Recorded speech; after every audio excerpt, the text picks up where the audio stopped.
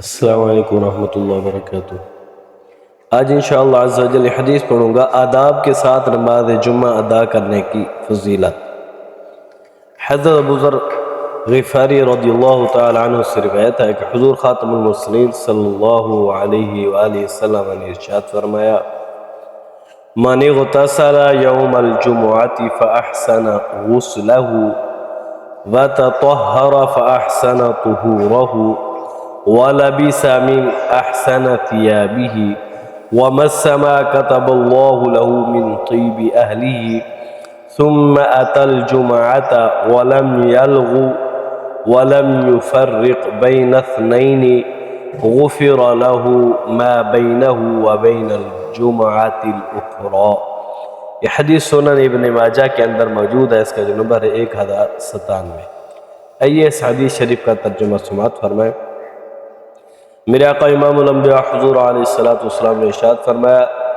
جو مسلمان جمعہ کے دن اچھی طرح مسنون طریقہ سے غسل کرے، خوب پاکیزگی حاصل کرے، غیر ضروری بال اتارے، ناخن تراشے،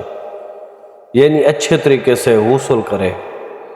بہترین لباس پہنے اور گھر والوں کی خوشبو جو نصیب میں لکھی ہے وہ لگائے۔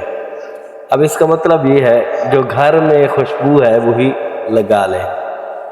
کیونکہ میرے آقا کو پتہ تھا ایسا زمانہ آئے گا خوشبو بہت مہنگی ہو جائے گی۔ آپ نے یہ نہیں فرمایا یہ لگائے یہ لگائے، میرے آقا نے فرمایا جو بھی گھر میں خوشبو ہو وہی لگا لے۔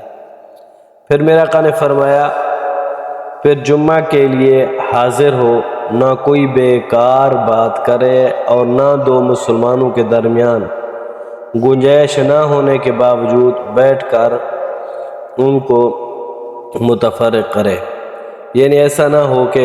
وہاں مسجد کے اندر دو آدمی بیٹھے ہیں تو وہاں جگہ نہیں ہے، وہ زبردستی گھس کر بیٹھ جائے، تو اس کو ایسا بھی نہیں کرنا چاہیے۔ جہاں جگہ ملے وہاں آرام سے سکون سے بیٹھ جائے، تو اللہ تعالیٰ